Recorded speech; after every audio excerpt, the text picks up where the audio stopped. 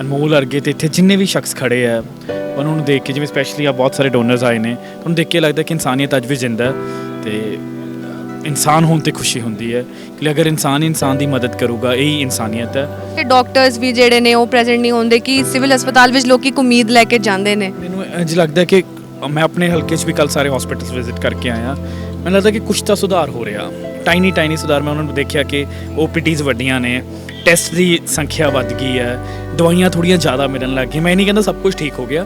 ਮੈਂ ਸੋਚ ਰਿਹਾ ਸੀ ਜਦੋਂ ਤੁਸੀਂ ਉਹਨਾਂ ਨੂੰ ਸਵਾਲ ਪੁੱਛ ਰਹੇ ਸੀ, ਤੁਹਾਨੂੰ ਵੀ ਬੜਾ ਚਾਅ ਸੀ ਕਿ ਵਿਚਾਰਾ 7 ਸਾਲ ਤੋਂ ਕਲਪ ਰਿਹਾ ਤੇ ਕੋਈ ਇੱਥੇ ਆਇਆ ਨਹੀਂ, ਤੇ ਮੈਂ ਸੋਚ ਰਿਹਾ ਕਿ ਮੈਡਮ ਨੂੰ ਕਿੰਨਾ ਚਾਅ ਚੜਿਆ ਇੱਥੇ ਆਉਣ ਦਾ। ਤਾਂ ਇੱਥੋਂ ਪਤਾ ਲੱਗਦਾ ਕਿ ਇਨਸਾਨੀਅਤ ਸਭ ਦੇ ਵਿੱਚ ਹੈਗੀ ਹੈ। ਤਾਂ ਤੁਸੀਂ ਵੀ ਇੱਥੇ ਆਏ ਹੋ ਟਾਈਮ ਕੱਢ ਕੇ ਆਉਣਾ ਇਹਨਾਂ ਲੋਕਾਂ ਲਈ, ਲੋਕ ਦੁਖੀ ਨੇ।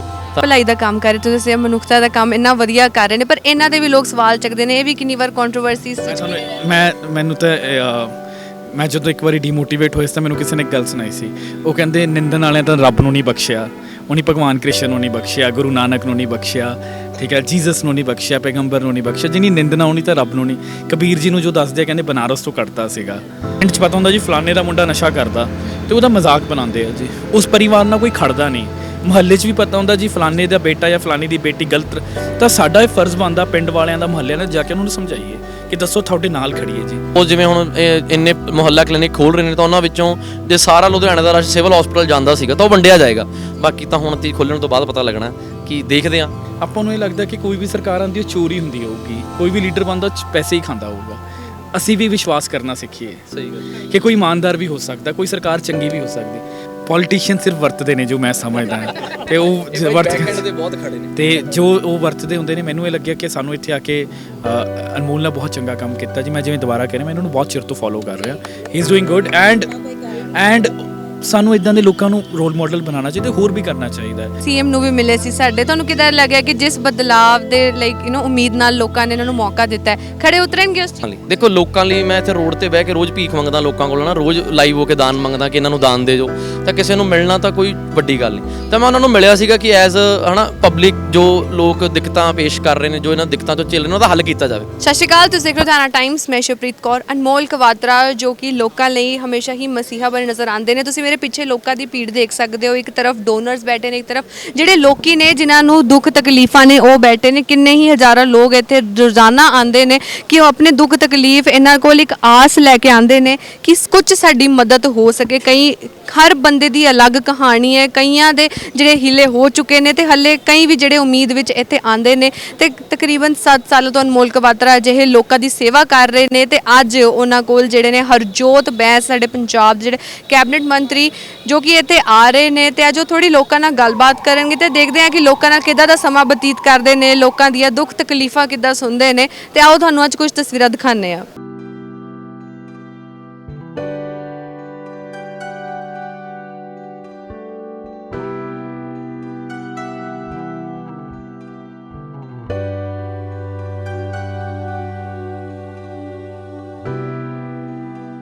ਸਰ ਤੁਸੀਂ ਇੱਥੇ ਆਏ ਹੋ, ਤੁਹਾਨੂੰ ਕਿੱਦਾਂ ਲੱਗਿਆ ਕਿ ਕਿੱਦਾਂ ਇਹ ਟ੍ਰੀਟ ਕਰਦੇ ਆ ਲੋਕਾਂ ਨੂੰ, ਕਿੱਦਾਂ ਦਾ ਕੰਮ ਕਰਦੇ ਆ? ਨਹੀਂ, ਮੈਂ ਅਨਮੋਲ ਨੂੰ ਬਹੁਤ ਚਿਰ ਤੋਂ ਫੋਲੋ ਕਰਦਾ ਤੇ ਇਹਨਾਂ ਦਾ ਕੰਮ ਬਹੁਤ ਹੀ, ਜਿਹਨੂੰ ਕਹਿ ਸਕਦੇ ਬਹੁਤ ਹੀ ਚੰਗਾ ਹੈ। ਤੇ ਅਨਮੋਲ ਵਰਗੇ ਤੇ ਇੱਥੇ ਜਿੰਨੇ ਵੀ ਸ਼ਖਸ ਖੜੇ ਆ ਉਹਨਾਂ ਨੂੰ ਦੇਖ ਕੇ, ਜਿਵੇਂ ਸਪੈਸ਼ਲੀ ਆ ਬਹੁਤ ਸਾਰੇ ਡੋਨਰਸ ਆਏ ਨੇ, ਉਹਨੂੰ ਦੇਖ ਕੇ ਲੱਗਦਾ ਕਿ ਇਨਸਾਨੀਅਤ ਅੱਜ ਵੀ ਜ਼ਿੰਦਾ ਹੈ ਤੇ ਇਨਸਾਨ ਹੋਣ ਤੇ ਖੁਸ਼ੀ ਹੁੰਦੀ ਹੈ ਕਿ ਅਗਰ ਇਨਸਾਨ ਇਨਸਾਨ ਦੀ ਮਦਦ ਕਰੂਗਾ, ਇਹੀ ਇਨਸਾਨੀਅਤ ਹੈ। ਤੇ ਸਲੂਟ ਹੈ ਇਹਨਾਂ ਨੂੰ ਕਿ ਇੰਨੀ ਮੁਸ਼ਕਿਲਾਂ ਦੇ ਨਾਲ ਵੀ ਇਹ ਸਾਰਾ ਇੰਨਾ ਵੱਡਾ ਮਾਨਵਤਾ ਦੇ ਲਈ ਕੰਮ ਕਰਦੇ ਆ। ਤੇ ਹੁਣ ਇਹਨਾਂ ਨੂੰ ਇਹ ਹੈ ਕਿ ਕੁਛ ਨਾ ਕੁਛ ਸਾਡੇ ਵੱਲੋਂ ਪੰਜਾਬੀਆਂ ਨੇ ਬਹੁਤ ਵੱਡਾ ਭਰੋਸਾ ਕੀਤਾ ਤੇ ਅਸੀਂ ਵੀ ਜੋ ਵੀ ਯੋਗਦਾਨ ਹੋਊਗਾ ਐਜ਼ ਅ ਸਰਕਾਰ ਪਾਵਾਂਗੇ। ਉਸ ਦੀ ਇੱਕ ਛੋਟੀ ਜਿਹੀ ਸ਼ੁਰੂਆਤ, ਮੈਂ ਨਹੀਂ ਕਹਿੰਦਾ ਕਿ ਸਭ ਕੁਝ ਠੀਕ ਹੋ ਜਾਊਗਾ, ਪਰ ਇੱਕ ਛੋਟੀ ਜਿਹੀ ਸ਼ੁਰੂਆਤ ਪਰ ਬਹੁਤ ਵੱਡੀ ਹੈ। 75 ਆਮ ਆਦਮੀ ਕਲੀਨਿਕ ਪੰਜਾਬ ਨੂੰ ਲੋਕ ਅਰਪਣ ਹੋ ਰਹੇ ਨੇ। ਲੋਕ ਆਪਣੇ ਘਰਾਂ ਦੇ ਕੋਲ ਜਾ ਕੇ ਉੱਥੇ ਡਾਕਟਰ ਵੀ ਹੋਣਗੇ, ਦਵਾਈਆਂ ਵੀ ਹੋਊਗਾ, ਟੈਸਟ ਵੀ ਹੋਊਗਾ ਤੇ ਇੱਦਾਂ ਦੇ ਹੋਰ ਬਹੁਤ ਸਾਰੇ ਖੁੱਲ੍ਹਣਗੇ। ਬਹੁਤ ਸਾਰੇ ਬੱਚੇ, ਬਹੁਤ ਸਾਰੇ ਮਰੀਜ਼ ਜਦੋਂ ਮੈਂ ਦੇਖਿਆ ਹੈ ਤਾਂ ਉਹਨਾਂ ਦੇ ਬੱਚੇ ਆ ਛੋਟੇ ਛੋਟੇ, ਉਹਨਾਂ ਨੂੰ ਮੈਂ ਪੁੱਛਿਆ ਉਹ ਪ੍ਰਾਈਵੇਟ ਸਕੂਲਾਂ 'ਚ ਪੜ੍ਹ ਰਹੇ ਨੇ। ਤਾਂ ਸਾਡੀ ਕੋਸ਼ਿਸ਼ ਜੇ ਸਰਕਾਰੀ ਤੇ ਇੱਥੇ ਆ ਕੇ ਉਹ ਮਦਦ ਲੈ ਰਹੇ ਨੇ ਤੇ ਕਿਸੇ ਦੀ 500 ਫੀਸ ਹੈ, ਕਿਸੇ ਦੀ 360 ਫੀਸ ਹੈ। ਕੋਸ਼ਿਸ਼ ਹੈ ਕਿ ਸਰਕਾਰੀ ਸਕੂਲ ਇੰਨੇ ਵਧੀਆ ਕਰ ਦਈਏ ਕਿ ਘੱਟੋ ਘੱਟ ਉਹ ਖਰਚਾ ਤਾਂ ਉਹਨਾਂ ਦਾ ਬਚ ਸਕੇ ਤੇ ਸਿਵਲ ਹਸਪੀਟਲਾਂ ਦੇ ਵਿੱਚ, ਸਰਕਾਰੀ ਹਸਪੀਟਲਾਂ ਦੇ ਵਿੱਚ ਇਲਾਜ ਬੈਟਰ ਹੋਇਆ। ਪਿਛਲੇ 4 ਲੁਧਿਆਣੇ ਦੀ ਗੱਲ ਕਰੀਏ, ਇੱਕ ਸਿਵਲ ਹਸਪਤਾਲ ਤੇ ਕਿੰਨੇ ਦੀ ਆਬਾਦੀ ਹੈ ਤੇ ਇਸ ਬਾਰੇ ਵੀ ਤਾਂ ਸਰਕਾਰ ਨੂੰ ਕੁਝ ਬਿਲਕੁਲ 40 ਲੱਖ ਦੀ ਆਬਾਦੀ ਹੈ। ਦੇਖੋ ਜੀ, ਨਵਾਂ ਹਸਪੀਟਲ ਨੂੰ ਟਾਈਮ ਲੱਗੂਗਾ, ਘੱਟੋ ਘੱਟ ਮੈਂ ਤਾਂ ਕਹਿੰਦਾ 4 ਹਸਪੀਟਲ ਚਾਰੋਂ ਦਿਸ਼ਾਵਾਂ 'ਚ ਚਾਹੀਦੇ ਤੇ 4 ਵੀ ਘੱਟ ਪੈਣਗੇ। ਕਰਾਂਗੇ ਜੀ, ਮਿਲ ਕੇ ਕਰਾਂਗੇ। ਉੱਥੇ ਡਾਕਟਰਸ ਵੀ ਜਿਹੜੇ ਨੇ ਉਹ ਪ੍ਰੈਜ਼ੈਂਟ ਨਹੀਂ ਹੁੰਦੇ ਕਿ ਸਿਵਲ ਹਸਪਤਾਲ ਵਿੱਚ ਲੋਕੀ ਇੱਕ ਉਮੀਦ ਲੈ ਕੇ ਜਾਂਦੇ ਨੇ। ਮੈਨੂੰ ਇੰਝ ਲੱਗਦਾ ਕਿ ਮੈਂ ਆਪਣੇ ਹਲਕੇ 'ਚ ਵੀ ਕੱਲ ਸਾਰੇ ਹਸਪੀਟਲਸ ਵਿਜ਼ਿਟ ਕਰਕੇ ਆਇਆ, ਮੈਨੂੰ ਲੱਗਦਾ ਕਿ ਕੁਛ ਤਾਂ ਸੁਧਾਰ ਹੋ ਰਿਹਾ, ਟਾਈਨੀ ਸੁਧਾਰ। ਮੈਂ ਉਹਨਾਂ ਨੂੰ ਦੇਖਿਆ ਕਿ OPDs ਵੱਡੀਆਂ ਨੇ, ਟੈਸਟ ਦੀ ਸੰਖਿਆ ਵੱਧ ਗਈ ਹੈ, ਦਵਾਈਆਂ ਥੋੜ੍ਹੀਆਂ ਜ਼ਿਆਦਾ ਮਿਲਣ ਲੱਗ ਗਈਆਂ। ਮੈਂ ਨਹੀਂ ਕਹਿੰਦਾ ਸਭ ਕੁਝ ਠੀਕ ਹੋ ਗਿਆ, ਪਰ ਕੁਝ ਸੁਧਾਰ ਹੋ ਰਿਹਾ ਤੇ ਉਮੀਦ ਹੈ ਕਿ ਇਹਨੂੰ ਹੋਰ ਬੈਟਰ ਕਰਦੇ ਰਹਾਂਗੇ। ਇਹ ਵੀ ਇੰਨੀ ਭਲਾਈ ਦਾ ਕੰਮ ਕਰ ਰਹੇ, ਤੁਸੀਂ ਦੱਸਿਆ ਮਨੁੱਖਤਾ ਦਾ ਕੰਮ ਇੰਨਾ ਵਧੀਆ ਕਰ ਰਹੇ ਨੇ, ਪਰ ਇਹਨਾਂ ਦੇ ਵੀ ਲੋਕ ਸਵਾਲ ਚੱਕਦੇ ਨੇ। ਇਹ ਵੀ ਕਿੰਨੀ ਵਾਰ ਕੰਟਰੋਵਰਸੀਜ਼ ਮੈਂ ਜਦੋਂ ਇੱਕ ਵਾਰੀ ਡੀਮੋਟੀਵੇਟ ਹੋਇਆ ਸੀ ਤਾਂ ਮੈਨੂੰ ਕਿਸੇ ਨੇ ਇੱਕ ਗੱਲ ਸੁਣਾਈ ਸੀ। ਉਹ ਕਹਿੰਦੇ ਨਿੰਦਣ ਵਾਲਿਆਂ ਤਾਂ ਰੱਬ ਨੂੰ ਨਹੀਂ ਬਖਸ਼ਿਆ, ਉਹਨੇ ਭਗਵਾਨ ਕ੍ਰਿਸ਼ਨ ਨੂੰ ਨਹੀਂ ਬਖਸ਼ਿਆ, ਗੁਰੂ ਨਾਨਕ ਨੂੰ ਨਹੀਂ ਬਖਸ਼ਿਆ, ਠੀਕ ਹੈ, ਜੀਸਸ ਨੂੰ ਨਹੀਂ ਬਖਸ਼ਿਆ, ਪੈਗੰਬਰ ਨੂੰ ਨਹੀਂ ਬਖਸ਼ਿਆ, ਜਿਹਨੀ ਨਿੰਦਣਾ ਹੋਣੀ ਤਾਂ ਰੱਬ ਨੂੰ ਨਹੀਂ। ਕਬੀਰ ਜੀ ਨੂੰ ਜੋ ਦੱਸਦੇ ਕਹਿੰਦੇ ਬਨਾਰਸ ਤੋਂ ਕੱਢਤਾ ਸੀਗਾ, ਠੀਕ ਹੈ, ਸੋਕਰੇਟਸ ਨੂੰ ਜ਼ਹਿਰ ਦੇ ਕੇ। So this is part of life. Sir ਲੋਕਾਂ ਦੀ ਇੰਨੇ ਲੋਕਾਂ ਦੀ ਅੱਜ ਗੱਲਾਂ ਸੁਣੀਆਂ, ਸਾਰਿਆਂ ਦੀ ਇੱਕ ਨਾ ਇੱਕ ਕਹਾਣੀ ਹੈ। ਤੁਸੀਂ ਸੋਚਿਆ ਕਿ ਮਤਲਬ ਪੁਰਾਣੀ ਸਰਕਾਰਾਂ ਦਾ ਵੀ ਸਪੋਰਟ ਇਹਨਾਂ ਨੂੰ ਕਦੇ ਨਹੀਂ ਮਿਲਿਆ, ਕਿ ਜੇ ਮਿਲਿਆ ਹੁੰਦਾ ਤਾਂ ਅੱਜ ਅਜਿਹੇ ਇੰਨੇ ਮਰੀਜ਼ ਨਾ ਹੋ। ਮੈਂ ਇਸ ਤੋਂ ਪਹਿਲਾਂ ਇੱਕ ਕੌਨਕਲੇਵ ਸੀਗਾ ਤੇ ਉੱਥੇ ਵੀ ਮੈਂ ਇਹ ਸੋਚ ਰਿਹਾ ਸੀ ਕਿ ਅੱਜ ਅਸੀਂ ਉਹ 14 ਅਗਸਤ ਦੀ ਰਾਤ ਹੀ ਸੀਗੀ 1947 ਨੂੰ, ਜਦੋਂ ਨਹਿਰੂ ਜੀ ਨੇ ਭਾਸ਼ਣ ਦਿੱਤਾ ਸੀ, ਉਹ ਯਾਦਗਾਰ ਭਾਸ਼ਣ, ਤੇ ਸਾਡਾ ਮੁਲਕ ਆਜ਼ਾਦ ਹੋਇਆ ਸੀ ਅੱਜ 12 ਵਜੇ। 75 ਸਾਲਾਂ ਬਾਅਦ ਵੀ ਮੈਂ ਉੱਥੇ ਪੁੱਛਿਆ ਤੇ ਆਪ ਨੂੰ ਵੀ ਸਵਾਲ ਕਰਦੇ ਨੇ ਸਭ ਕਸੂਰਵਾਰ। 75 ਸਾਲਾਂ 'ਚ ਤੁਸੀਂ ਇੱਕ ਦੱਸ ਦਿਓ, ਲੁਧਿਆਣਾ ਸ਼ਹਿਰ ਤੁਸੀਂ ਆਪ ਦੱਸਿਆ ਇੰਨਾ ਵੱਡਾ ਸ਼ਹਿਰ ਹੈ, ਇੱਕ ਡਿਸਪੈਂਸਰੀ ਸਰਕਾਰੀ ਦੱਸ ਦਿਓ। ਇਹ ਤਾਂ ਅਨਮੋਲ ਵਰਗੇ ਸ਼ਖਸ ਹੈ ਕਿ ਚੰਗਾ ਕੰਮ ਕਰ ਰਹੇ। ਇੱਕ ਸਰਕਾਰੀ ਡਿਸਪੈਂਸਰੀ ਦੱਸ ਦਿਓ ਜਿੱਥੇ ਇਲਾਜ ਹੋ ਸਕੇ, ਜਿੱਥੇ ਡਾਕਟਰ ਹੋਣ, ਜਿੱਥੇ ਟੈਸਟ ਵੀ ਹੋਣ ਤੇ ਦਵਾਈਆਂ ਮਿਲਣ। ਸਿੰਗਲ 75 ਸਾਲਾਂ 'ਚ ਇੱਕ ਵੀ ਨਹੀਂ ਹੈ ਜੀ ਲੁਧਿਆਣੇ ਸ਼ਹਿਰ 'ਚ, ਪੂਰੇ ਪੰਜਾਬ 'ਚ ਵੀ। ਸਿਵਲ ਹਸਪਤਾਲ ਵੀ ਜਿਹੜੇ ਨੇ ਉੱਤੇ ਟੈਸਟ ਵੀ ਜਿਹੜੇ ਨੇ ਉਹ ਲਿਖ ਕੇ ਨੇ, ਤੇ ਹੁਣ ਇੱਕ ਨਵੀਂ ਲੈਬੋਰਟਰੀ ਖੋਲੀ ਹੈ ਜੋ ਲੋਕਾਂ ਦੀ ਸੇਵਾ ਇਹਦਾ ਕਰ ਰਹੀ ਕਿ ਘੱਟ ਵਿੱਚ ਉਹਨਾਂ ਨੂੰ ਟੈਸਟ ਕਰਕੇ ਦੇ ਰਹੇ ਹੈ। ਉਹੀ ਤੇ ਦੂਜਾ ਮੇਰਾ ਇਹੀ ਹੈ, 75 ਸਾਲਾਂ ਬਾਅਦ ਮੈਂ ਲੁਧਿਆਣੇ 'ਚੋਂ ਪੜ੍ਹਿਆ ਜੀ, ਮੇਰੀ ਸੈਕਰਡ ਹਾਰਟ ਸਕੂਲਿੰਗ ਆ, ਫਿਰ ਕੇਮ। ਇੱਕ ਵੀ ਸਰਕਾਰੀ ਸਕੂਲ ਇੱਦਾਂ ਦਾ ਦੱਸ ਦਿਓ ਜਿਹੜਾ ਪ੍ਰਾਈਵੇਟ ਸਕੂਲਾਂ ਦੇ ਬਰਾਬਰ, ਸਿੰਗਲ। ਮੈਂ ਨਹੀਂ ਕਹਿੰਦਾ 75 ਬਣਾ ਦਿਓ, 40 ਬਣਾ ਦਿਓ, 20 ਬਣਾ ਦਿਓ, ਸਿੰਗਲ। ਅਸੀਂ ਇੱਕ ਸਕੂਲ ਨਹੀਂ ਦੇ ਸਕੇ ਲੁਧਿਆਣਾ ਸ਼ਹਿਰ ਨੂੰ 75 ਸਾਲਾਂ ਸਾਂ। ਇਹ ਤੇ ਸਾਡੇ ਇਹ ਜਿਹੜੀ ਸਾਨੂੰ ਆਜ਼ਾਦੀ ਮਿਲੀ ਹੈ ਮੁਫਤ 'ਚ ਨਹੀਂ ਮਿਲੀ। ਸਾਡੇ ਤੁਸੀਂ ਪਿਛਲੀ ਸਰਕਾਰਾਂ ਦੀ ਨਾਕਾਮੀ ਕਹਿੰਦੇ ਹੋ ਜਾਂ ਕੀ ਕਹਿੰਦੇ ਹੋ? ਮੇਰੇ ਸਵਾਲ 'ਚ ਹੀ ਜਵਾਬ ਹੈ ਜੀ, ਪਰ ਅੱਜ ਮੈਂ ਉਹਨਾਂ ਨੂੰ ਨਿੰਦੂੰਗਾ, ਲੋਕਾਂ ਨੇ ਕਹਿਣਾ ਹੁਣ ਤੁਹਾਡੇ ਮੌਕਾ ਹੈ। ਇਸ ਕਰਕੇ ਅਸੀਂ ਆਪਣਾ ਕਰਮ ਕਰ ਰਹੇ ਹਾਂ। ਵਿਸ਼ਵਾਸ ਰੱਖੋ, ਕਾਸ਼ ਕੋਈ ਇੱਦਾਂ ਦੀ ਜਾਦੂ ਦੀ ਛੜੀ ਹੁੰਦੀ ਕਿ ਇੱਕਦਮ ਸਭ ਕੁਝ ਠੀਕ ਹੋ ਜਾਂਦਾ, ਪਰ ਉਹ ਨਹੀਂ ਹੈ। ਸਾਨੂੰ ਪਤਾ ਬਹੁਤ ਮੁਸੀਬਤਾਂ ਨੇ, ਪਰ ਹੌਲੀ ਤਿੰਨਕਾ ਸੁਧਾਰ ਆ ਰਿਹਾ। ਸਾਲ ਬਾਅਦ, 1.5 ਸਾਲ ਬਾਅਦ, 2 ਸਾਲ ਬਾਅਦ ਤੁਹਾਨੂੰ ਉਹ ਜ਼ਮੀਨ ਤੇ ਦਿਖਣਗੇ। ਪੰਜਾਬ 'ਚ ਜਿਹੜੀ ਲਾਅ ਐਂਡ ਆਰਡਰ ਦੀ ਜੇ ਗੱਲ ਕਰੀਏ ਤੇ ਉਹ ਵੀ ਸਥਿਤੀ ਕਾਫੀ ਖਰਾਬ ਹੁੰਦੀ ਨਜ਼ਰ ਆ ਰਹੀ ਹੈ। ਇਸ ਤੋਂ ਲੱਗਦਾ ਕਿ ਹੁਣ ਤਾਂ ਬਹੁਤ ਸ਼ਾਨਦਾਰ ਹੈ ਜੀ। ਦੇਖੋ ਗੈਂਗਸਟਰ ਕਦੋਂ ਪੈਦਾ ਹੋਏ ਜੀ? ਸਭ ਤੋਂ ਪਹਿਲੀ ਵਾਰੀ ਇਹ ਜਿਹੜਾ ਗੈਂਗਸਟਰ ਵਰਡ ਆਪਾਂ ਕਦੋਂ ਸੁਣਿਆ? ਮੈਨੂੰ ਯਾਦ ਹੈ, ਤੁਸੀਂ ਵੀ ਤੇ ਸਾਰੇ ਆਪਾਂ ਸਹਿਮਤ, 10-12 ਸਾਲ ਪਹਿਲਾਂ। ਇਸ ਤੋਂ ਪਹਿਲਾਂ ਕਦੀ ਗੈਂਗਸਟਰ ਨਹੀਂ ਅਸੀਂ ਸੁਣੇ। 10-12 ਸਾਲਾਂ ਤੋਂ ਇੱਕ ਗੈਂਗਸਟਰਿਜ਼ਮ ਸ਼ੁਰੂ ਹੋਇਆ। ਤੁਸੀਂ ਦੇਖੋ ਬਹੁਤ ਸ਼ਾਨਦਾਰ ਕੰਮ ਹੋ ਰਿਹਾ। ਬਹੁਤ ਮੰਨਿਆ ਕਿ ਇੱਕ ਬਹੁਤ ਵੱਡੀ ਘਟਨਾ ਪੰਜਾਬ ਦੇ ਵਿੱਚ ਹੋਈ ਹੈ, ਤੇ ਪਰ ਉਸ ਤੋਂ ਬਾਅਦ ਬਹੁਤ ਸੁਧਾਰ ਹੋਇਆ ਜੀ। ਤੇ ਜੇਲ੍ਹਾਂ ਪਹਿਲਾਂ ਇੱਕ ਜਿਹਨੂੰ ਕਹਿ ਸਕਦੇ ਸੇਫ ਹਾਊਸ ਸੀਗੀਆਂ ਗੈਂਗਸਟਰਸ ਦਾ, ਹੁਣ ਜੇਲ੍ਹਾਂ 'ਚ ਸੁਧਾਰ ਹੋ ਰਿਹਾ ਜੀ। ਰੋਜ਼ ਅਸੀਂ ਰਿਕਵਰੀ ਕਰ ਰਹੇ ਹਾਂ ਮੋਬਾਈਲਸ ਦੀ, ਤੇ law and order is improving. ਆਉਣ ਵਾਲੇ ਦਿਨਾਂ ਦੇ ਵਿੱਚ ਪੰਜਾਬ ਸਭ ਤੋਂ ਸੁਰੱਖਿਅਤ ਸੂਬਾ ਹੋਊਗਾ ਦੇਸ਼ ਦਾ। ਸਰ ਇੱਕ ਚੀਜ਼ ਪੁੱਛਣਾ ਕਿ ਅੱਜਕੱਲ ਬ੍ਰੇਨ ਡਰੇਨ ਵੀ ਕਾਫੀ ਹੋ ਰਿਹਾ, ਬੱਚੇ ਬਾਹਰ ਜਾ ਰਹੇ, ਬੱਚਿਆਂ ਨੂੰ ਹੋੜ ਲੱਗੀ ਹੋਈ ਕਿ ਅਸੀਂ ਬਾਹਰ ਨੂੰ ਜਾਈਏ, ਕਿ ਸਾਨੂੰ ਇੱਥੇ ਓਪਰਚੁਨਿਟੀਜ਼ ਨਹੀਂ ਮਿਲ ਰਹੀਆਂ। ਦੇਖੋ ਇਹ ਸਰਕਾਰ ਵੀ ਕਦਮ ਚੱਕ ਰਹੀ ਹੈ, ਐਜ਼ ਅ ਸੁਸਾਇਟੀ ਵੀ ਸਾਨੂੰ ਕਦਮ ਚੱਕਣੇ ਚਾਹੀਦੇ। ਜਦੋਂ ਸਾਡਾ ਮੁਲਕ, ਸਾਡਾ ਸੂਬਾ, ਸਾਡਾ ਵਤਨ, ਸਾਡਾ ਪੰਜਾਬ ਸੋਹਣਾ ਬਣ ਜਾਊਗਾ, ਕੋਈ ਨਹੀਂ ਜਾਊਗਾ ਜੀ। ਹਾਂ, ਪੜ੍ਹਨ ਜਾਣ, ਸਿੱਖਣ ਜਾਣ, ਕੰਮ ਕਰਨ ਜਾਣ, ਚੰਗੀ ਗੱਲ ਹੈ। ਜੇ exposure is good because this now in the present era this is becoming a modern village, ਪੂਰਾ ਇੱਕ ਦੁਨੀਆ ਇੱਕ ਮਾਡਰਨ ਵਿਲੇਜ ਬਣ ਰਹੀ, ਚੰਗੀ ਗੱਲ ਹੈ। ਪਰ ਸਿਰਫ ਇਸ ਕਰਕੇ ਕਿ ਹਾਂ ਇਹ ਮੁਲਕ ਰਹਿਣ ਲਾਇਕ ਨਹੀਂ, ਉੱਥੇ ਅਫਸੋਸ ਹੁੰਦਾ ਸਾਨੂੰ, ਤੇ ਅਸੀਂ ਸਾਰੇ ਮਿਲ ਕੇ ਉਹਨੂੰ ਵਧੀਆ ਬਣਾਵਾਂਗੇ। ਜਿੰਨੇ ਵੀ ਲੋਕਾਂ ਨੇ ਤੁਸੀਂ ਪ੍ਰੋਬਲਮਸ ਸੁਣੀਆਂ ਤੇ ਉਹਨਾਂ ਬਾਰੇ ਤੁਸੀਂ ਕੀ ਕਹਿਣਾ ਚਾਹੋਗੇ? ਮੈਂ ਇਹ ਦੇਖਿਆ ਜੀ ਕਿ ਉਹ ਇੱਥੇ ਬਹੁਤ ਉਮੀਦ ਨਾਲ ਆਉਂਦੇ ਆ, ਤੇ ਜਿਵੇਂ ਇੱਕ ਬਜ਼ੁਰਗ ਮਿਲ ਕੇ, ਇੱਦਾਂ ਦੇ ਬਜ਼ੁਰਗ ਹੈ ਜਿਨ੍ਹਾਂ ਦੇ ਕੋਈ ਘਰੇ ਹੋਰ ਕੋਈ ਹੈ ਹੀ ਨਹੀਂ। ਆ ਸਾਰੇ ਨੌਜਵਾਨ ਹੈ। ਇੱਕ ਮਾਤਾ ਮਿਲੇ, ਉਹਨਾਂ ਦਾ ਪੁੱਤ ਉਹਨਾਂ ਨੂੰ ਕੁੱਟਦਾ। ਮੈਂ ਉਹਨਾਂ ਨੂੰ ਕਿਹਾ ਤੁਹਾਡੀ ਕੰਪਲੇਂਟ ਕਰ ਦਿੰਦਾ, ਕਹਿੰਦੇ ਨਹੀਂ ਜੀ। ਉਹਨਾਂ 'ਚ ਹਜੇ ਵੀ ਮਮਤਾ, ਤੇ ਰਾਤ ਵੀ ਉਹਨਾਂ ਨੂੰ ਕੁੱਟਿਆ ਉਹਦੇ ਮੁੰਡੇ ਨੇ, ਪਰ ਉਹਨਾਂ 'ਚ ਹਜੇ ਵੀ ਮਮਤਾ ਹੈ। ਤੇ ਨਸ਼ਾ ਹੀ ਇਸ ਚੀਜ਼ਾਂ ਦਾ ਕਾਰਨ ਹੈ ਇਹਨਾਂ ਦਾ ਪੰਜਾਬ ਵਿੱਚ ਨਸ਼ਾ ਕਦੀ ਕੁਝ ਤਾਂ ਕੀਤਾ ਜਾਵੇ। ਨਸ਼ਾ ਬਹੁਤ ਨਸ਼ੇ ਦੇ ਉੱਤੇ ਜੀ ਦੇਖੋ, ਨਸ਼ੇ ਦੇ ਉੱਤੇ ਬਹੁਤ ਚੰਗਾ ਕੰਮ ਹੋਇਆ। ਰਿਕਾਰਡ ਰਿਕਵਰੀਜ਼ ਹੋ ਰਹੀਆਂ। ਬਹੁਤ ਜਿਹੜੇ ਵੱਡੇ ਤਸਕਰ ਹੈ ਉਹਨੂੰ ਹੱਥ ਪਾਏ ਗਏ। ਜਿਹੜੀ ਅਸਲੀ ਖੇਪ ਆਉਂਦੀ ਸੀ ਮੁੰਬਈ ਤੋਂ ਵੀ ਫੜੀ ਗਈ ਹੈ, ਗੁਜਰਾਤ ਤੋਂ ਵੀ ਫੜੀ ਗਈ ਹੈ, ਜੋ ਜਿਹਨੂੰ ਕਹਿ ਸਕਦੇ ਹਾਂ ਕਿਲੋਆਂ ਦੇ ਵਿੱਚ ਸੀ। ਪਤਾ ਨਹੀਂ ਕਿੰਨੀ ਜਵਾਨੀ ਉਹਦੇ ਨਾਲ ਬਚੀ ਹੋਊਗੀ ਪੰਜਾਬ ਦੀ, ਤੇ ਉਹਦੇ ਤੇ ਚੰਗਾ ਕੰਮ ਹੋ ਰਿਹਾ। ਸਰਕਾਰ ਆਪਣਾ ਕੰਮ ਕਰ ਰਹੀ ਹੈ, ਪੁਲਿਸ ਆਪਣਾ ਕੰਮ ਕਰ ਰਹੀ ਹੈ। ਹੁਣ ਐਜ਼ ਅ ਸੁਸਾਇਟੀ ਇਹ ਸਾਡਾ ਫਰਜ਼ ਬਣਦਾ ਕਿ ਆਪਾਂ ਵੀ ਜਿਹੜੇ ਸਾਡੇ ਸਮਾਜ ਦੇ ਵਿੱਚ ਆਇਡੈਂਟੀਫਾਈ ਕਰੀਏ ਕਿਹੜੇ ਸਾਡੇ ਭੈਣ ਭਾਈ ਨੇ ਜੋ ਇਸ ਦਲਦਲ 'ਚ ਫਸੇ ਹੋਏ ਨੇ। ਤੇ ਹੁਣ ਤੱਕ ਕੀ ਕਰਦੇ ਆ, ਜਿਵੇਂ ਪਿੰਡਾਂ ਦੀ ਤਾਂ ਖਾਸ ਗੱਲ ਕਰਕੇ ਇਹ ਹੈ, ਪਿੰਡ 'ਚ ਪਤਾ ਹੁੰਦਾ ਜੀ ਫਲਾਣੇ ਦਾ ਮੁੰਡਾ ਨਸ਼ਾ ਕਰਦਾ ਤੇ ਉਹਦਾ ਮਜ਼ਾਕ ਬਣਾਉਂਦੇ ਆ ਜੀ, ਉਸ ਪਰਿਵਾਰ ਨਾਲ ਕੋਈ ਖੜਦਾ ਨਹੀਂ। ਮੁਹੱਲੇ 'ਚ ਵੀ ਪਤਾ ਹੁੰਦਾ ਜੀ ਫਲਾਣੇ ਦਾ ਬੇਟਾ ਜਾਂ ਫਲਾਣੀ ਦੀ ਬੇਟੀ ਗਲਤ, ਤਾਂ ਸਾਡਾ ਇਹ ਫਰਜ਼ ਬਣਦਾ ਪਿੰਡ ਵਾਲਿਆਂ ਦਾ, ਮੁਹੱਲਿਆਂ ਨਾਲ ਜਾ ਕੇ ਉਹਨਾਂ ਨੂੰ ਸਮਝਾਈਏ ਕਿ ਦੱਸੋ ਤੁਹਾਡੇ ਨਾਲ ਖੜੀਏ ਜੀ। ਜਿਸ ਉਮੀਦ ਨਾਲ ਪੰਜਾਬ ਨੇ ਤੁਹਾਨੂੰ ਮੌਕਾ ਦਿੱਤਾ ਆਮ ਆਦਮੀ ਪਾਰਟੀ ਨੂੰ, ਤੁਸੀਂ ਉਸ ਤੇ ਖੜੇ ਹੋ ਤੇ ਨਜ਼ਰ ਆਓਗੇ, ਮਤਲਬ ਲੋਕਾਂ ਨੂੰ ਇੱਕ ਉਮੀਦ ਦਿੰਦੇ ਹੋ। ਮੈਂ ਜੀ ਦੇਖੋ, ਮੈਂ ਦੱਸ ਸਕਦਾ, ਆਪਣੀ ਗੱਲ ਕਰ ਸਕਦਾ, ਰੋਜ਼ ਰਾਤ ਨੂੰ ਸੌਣ ਤੋਂ ਪਹਿਲਾਂ ਖੁਦ ਨੂੰ ਸਵਾਲ ਕਰੀਦਾ ਕਿ ਜਿਸ ਉਮੀਦ ਦੇ ਨਾਲ ਬਹੁਤ ਵੱਡਾ ਬੋਝ ਹੈ, ਇੱਕ ਬਹੁਤ ਵੱਡਾ ਮੈਂਡੇਟ ਹੈ, ਤੇ ਇੱਥੇ ਆ ਕੇ ਇੰਨਾ ਦੁੱਖ ਸੁਣ ਕੇ ਬਹੁਤ ਦੁਖੀ ਹੈ ਦੁਨੀਆ ਜੀ। ਬਹੁਤ ਵੱਡੀਆਂ ਉਮੀਦਾਂ ਨੇ ਪੰਜਾਬ ਤੋਂ, ਤੇ ਇਸ ਕਰਕੇ ਕਦੀ ਕਦੀ ਆਪਣੇ ਮਨ ਬਹੁਤ ਭਾਰ ਵੀ ਮਹਿਸੂਸ ਕਰੀਦਾ।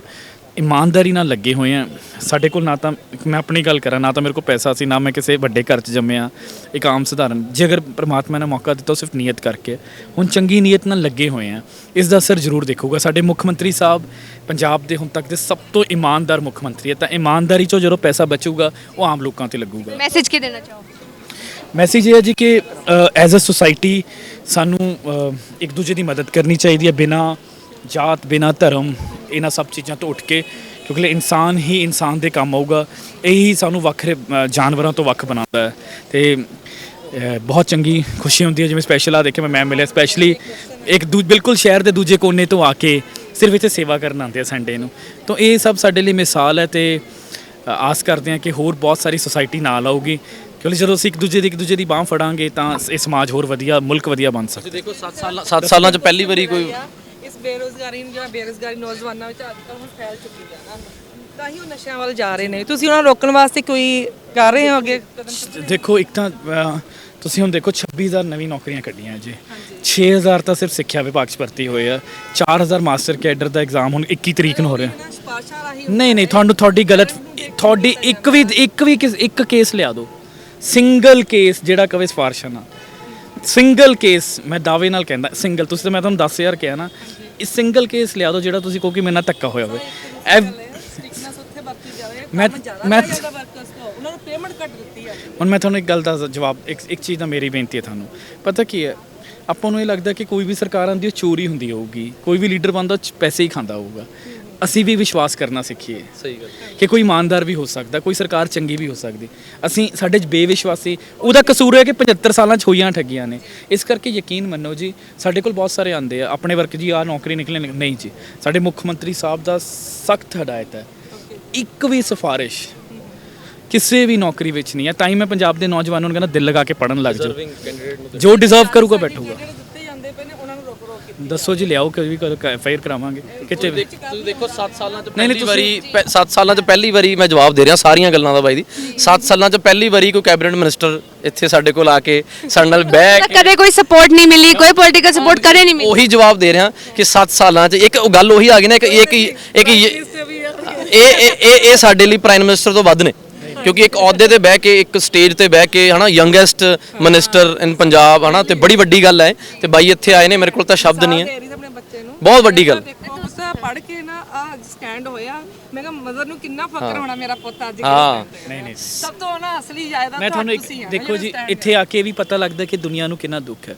ਜੇ ਅਸੀਂ ਆਪਣੇ ਕਮਰਿਆਂ 'ਚ ਬੈਠੇ ਰਵਾਂਗੇ ਪਤਾ ਨਹੀਂ ਲੱਗੂਗਾ, ਤੇ ਪਤਾ ਲੱਗਦਾ ਕਿ ਤੁਹਾਨੂੰ ਤੁਹਾਨੂੰ ਦੱਸਿਆ ਕਿ ਇੰਨੇ ਸਮੇਂ ਤੋਂ ਇਹ ਸੇਵਾ ਕਰ ਰਹੇ ਨੇ, ਲੋਕਾਂ ਦੀ ਸੇਵਾ ਕਰ ਰਹੇ, ਆਪਣੇ ਵਾਸਤੇ ਤਾਂ ਕੁਝ ਨਹੀਂ ਕਰ ਰਹੇ, ਪਰ ਤਾਂ ਵੀ ਕਦੇ ਕੋਈ ਸਪੋਰਟ ਨਹੀਂ ਇਹਨਾਂ ਨੂੰ ਮਿਲੀ। ਕੋਈ ਵੀ ਲੀਡਰ ਆ ਕੇ ਕਦੇ ਉਹਨਾਂ ਨੇ ਲੋਕਾਂ ਦੇ ਦੁੱਖੜੇ ਤੱਕ ਨਹੀਂ ਸੁਣੇ ਜੀ।